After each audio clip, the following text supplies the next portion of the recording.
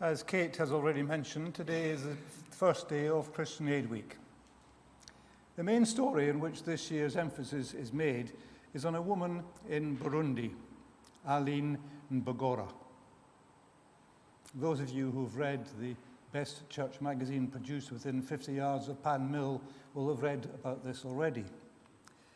We will later see a video about this. However, the service also has a completely different theme running through it, which I hope to bring together before we get to the meeting place for tea or coffee in about an hour's time. I'll read a story about Aline. There'll be chunks throughout the service rather than giving you all at once. Poverty pushed Aline to the brink of survival. She was abused, homeless, and hungry, but she pushed back even harder. Driven by hope, faith, and the love of her children, Aline was able to fight against the inhumanity of poverty and build herself a new life. Life in Burundi, not easy.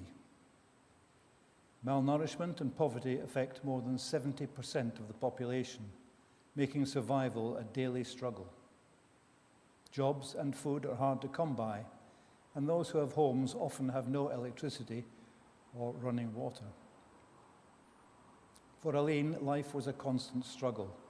She was married young and gave birth to her eldest son, Fisto, when she was just 14 years old. She experienced constant abuse at the hands of her violent husband.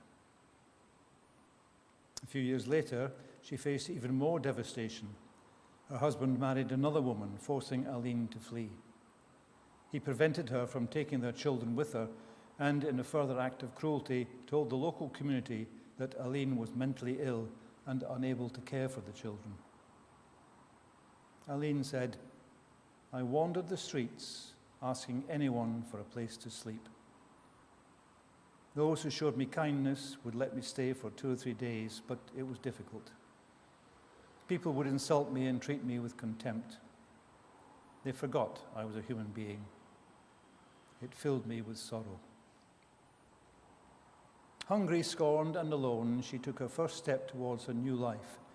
She started by participating in a transformative 3-day community workshop funded by Christian Aid. She said, "I came out with amazing knowledge and skills. The trainer restored a sense of hope and energy in me." She was taught how to form a village savings and loans association, VSLA, and establish a steady income. This meant people can save for the future and borrow money to kickstart small rural businesses. With all she had learned, Aline's dream of getting her children back finally felt possible.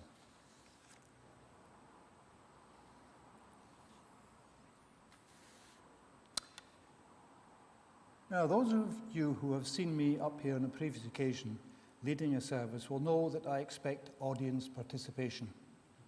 So let's get on with it. First, easy question. Where is Burundi? Africa? Where about in Africa? You preempted my next bit. It is. Can we have slide 1, please, Tim? Right, there's a chunk of Africa, and you can probably hardly see it, but if we go to slide 2, there we have it. It's sort of between Uganda and Tanzania, and as Elsa says, right next to Rwanda. So for those who didn't know where Burundi was, you've learned 2 things for the price of 1 this morning. They're both together, both very small places on the Tanzania and Uganda border. Now, who can tell me what the Burundi flag looks like? They weren't in the Eurovision Song Contest last night, so you didn't get a chance to see. Any ideas? Nobody. Any suggestions to what colour?